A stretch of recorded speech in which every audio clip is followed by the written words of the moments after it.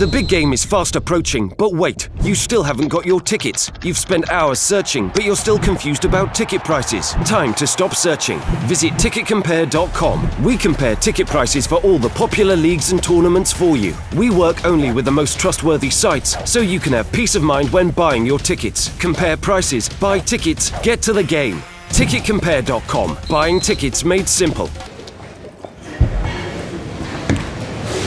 What happens on the injury front? Any good news? Not a lot, I'm afraid, no. We have a lot of injuries at the moment, but we still have what I think is a very competitive starting 11, and it affects us mostly, if you like, on the players I can call on from the bench, where we are stretched to the limit, but hopefully those things will change over the course of the next couple of weeks. But at this particular moment in time, we've been badly wounded. Just in terms of Andros Townsend and Jeffrey Schlupp, how long do you think they'll be out? Do you know? Well, they're both on crutches, and Jeffrey's going to be operated on Monday. You always get a prognosis for these injuries, but you can never really tell. But it's certainly, we're talking months rather than weeks. And for Andros, maybe the news is slightly better. He doesn't need an operation. His foot's in a boot, also on crutches, of course. But I would like to think that, you know, he'll be closer to a month rather than months. Mamadou Sakho is improving slowly, but he's moving in the right direction. Joel Ward is becoming much closer to returning, but he's not ready yet. And then, of course, we've got the other long-term ones who you will know about, and I won't bore your viewers with their names. Have you ever known an injury problem like this? I don't know, really. I'd have to really sort of rack my brain, but the last time I think I got close to it was when I was at Inter, and we were preparing or playing matches in what is now the Europa League, which was then the UEFA Cup, and it was, you know, in the spring part of the season. I remember then we had to fill our bench with players from the Primavera because we didn't have enough senior players to cover the number of players we required. So that was a really bad injury crisis, but I'm going back over 20 odd years, so my memory's not brilliant there. Can you put your finger on why? Is there any particular reason for that? No, because they're all trauma injuries, basically. Very few of them have been muscle injuries. The only muscle injury of that group we're talking about really is Mamadou Sakho. All the others are cruciates and medial ligaments, and I'm afraid these are accidents which happen in the game. They're trauma injuries and not muscle injuries. I'd be more concerned if we had 9 players missing from the game, all of whom had muscle injuries, but you can't do much about what happened to Jeffrey Schlupp, to Scott Dan, to Jason Puncheon, to Andros Townsend, etc., etc. You can't do much about it. How does it affect your plans in the January transfer window? Well, our plans have never changed. We've known almost from the moment I came to the club that we were light in certain areas, that our squad wasn't particularly well balanced. We didn't have enough of a certain type of player in areas of the field. We only had 2 goalkeepers, for example. We've only got 1 out-and-out centre forward. You don't have to be a rocket scientist to work out that in the Premier League you actually need more players in those important areas of the field than we have. So we've always been thinking that when the January transfer window comes around, we'll try and resolve some of these problems and get some players into the club that will mean that we have more cover in those areas. So we've been thinking about that since I came in September, and of course the people who are working on this now, our scouting department, Doug Friedman, our sporting director, Steve Parish, our chairman, and our owners, they're working overtime, if you like, to try and identify the people that we think will be the right ones to come in and help us in what's going to be a really important relegation fight for the next 3 months. What's a realistic number in terms of guys you can bring in? How many do you think you will be able to? I don't know. It's a good question. It would be. I wouldn't like to be tied down to a number. We need people in. There's no question of that, and everyone's aware of that, and everyone's working and certainly singing off the same hymn sheet as far as that's concerned. But I think it would be wrong to put a number on it. we don't just want to bring people in for the sake of bringing people into the club. We want people in who we seriously believe are going to help us be better in the months ahead, and that means you've got to identify the right people, and then you get into the realms of, are the players that you're interested in available, and B, if they are, can you afford them? Any update on Diafra Sakho, a potential deal there, because there's conflicting reports? I'm saying. Well, I'm not prepared to talk about any players. Basically, I mean, there's bound to be conflicting reports, because every time I turn on Sky Sports, every player who's mentioned as leaving a club, we're one of the clubs interested in him. So, I mean, it seems to be that we're interested in so many players, and it would be very foolish of me to start commenting on anybody at the moment. And we're doing our work. We're doing it as best we can and as professionally as we can. And I think to make any statements until such time as you really have something to report, i.e. this is a player that we are going to sign, I think it's better to keep quiet on the subject and allow all the speculation to continue. And please feel free to use our name as much as you like. We're perfectly happy. There's nothing imminent then? No. There's also some reports that James McArthur signed a new 3-year deal, is that correct? Not that I'm aware of. I mean, I have to speak to Doug Freely. If so, he hasn't told me about it.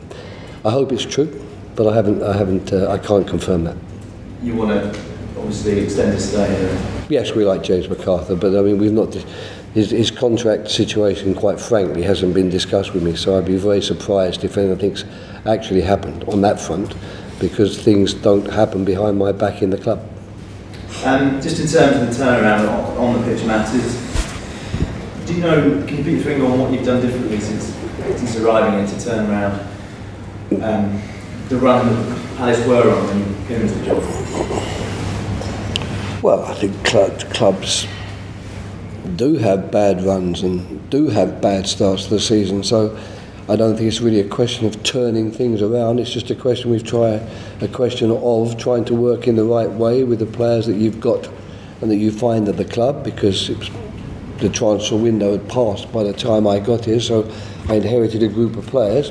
Just a question of working with them in the most sensible and efficient way you can.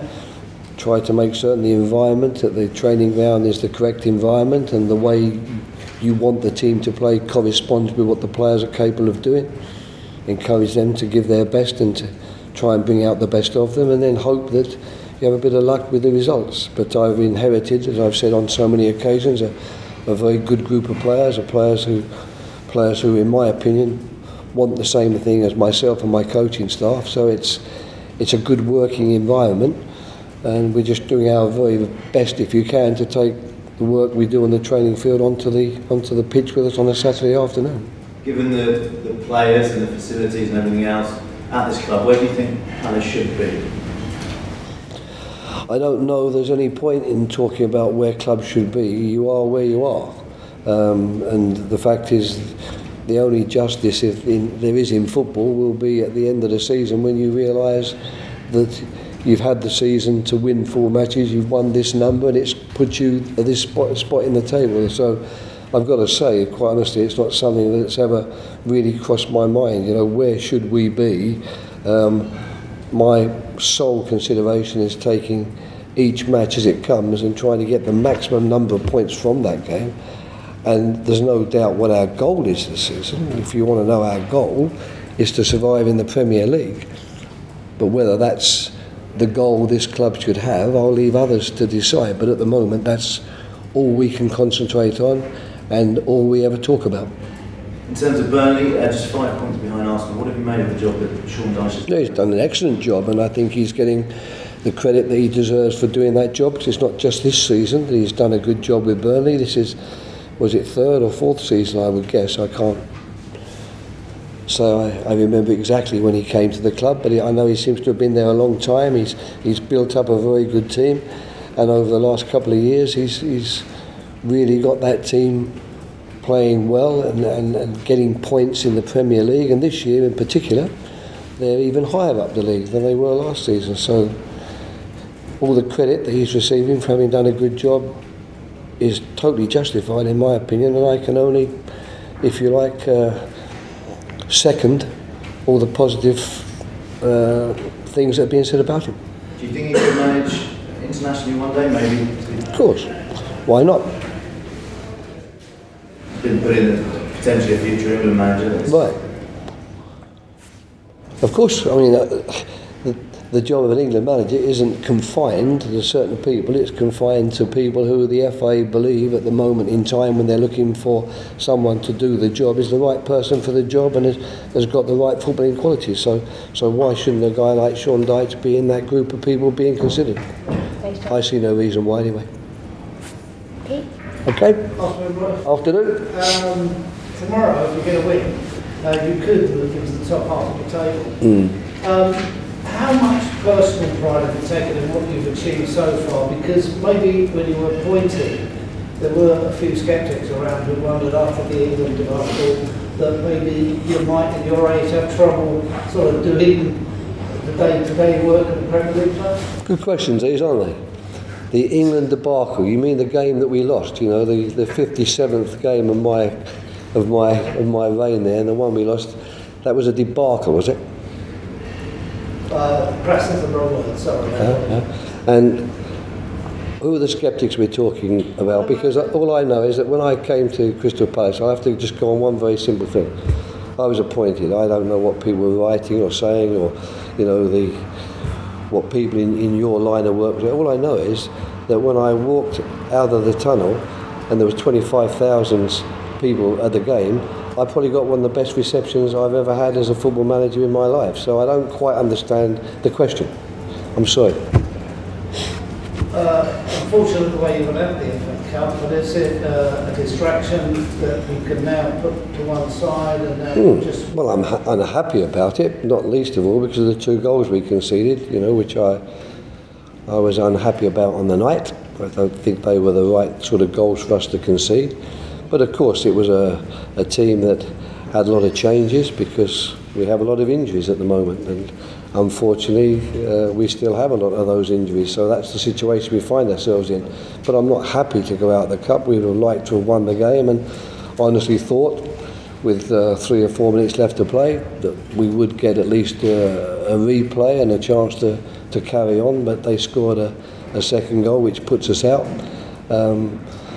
And unfortunately, that's a situation one has to accept. You know, we weren't good enough to win the game, and they were. So good luck to them, and we'll have to forget the FA Cup at least for this year, and make certain that we concentrate all our efforts on trying to stay in the league. Did you watch the Chelsea game the other night? What was your impression? I was at the game, the Chelsea-Arsenal game. Yeah. I was actually there. I was actually at the stadium. Yeah. What do you think of the way they handled the VAR situation? Yeah, I thought it was fine. I mean, there seemed to be good communication between Martin Atkinson and whoever was in the VAR studio. The game wasn't held up for any particular lengths of time. I'm surprised about the 2 issues that were reviewed, because from my position in the stand it looked very clear to me that neither were a penalty. I didn't even think that they were close to being penalties, but that's up to the referees to decide what level of incident they will look into, if you like. But I found as a spectator at the game that the VAR system made no difference whatsoever to my enjoyment of the game, and I can only hope that for the referees it's something which they find useful. Sean Dyche has done quite extraordinary things at Burnley, if you like, in the position they are. But what do you think the secret is? What do I think? What? The secret is? I don't think he's got a secret. I don't think there are secrets. He's got a team of players that are well organised, a team of players who work very hard for each other, a team of players who understand what's required of them in the game, a team of players that complement each other well and are well suited to the roles he wants them to play, and a team of players who are very reliable and consistent because they're capable of going out and giving these performances week in and week out. If that's the secret, then that's the secret he has. But it's a secret which I discovered many, many years ago in football, and I would regard it more as a perpetual truth than a secret. Thanks, Pete. It's in the broadcast section.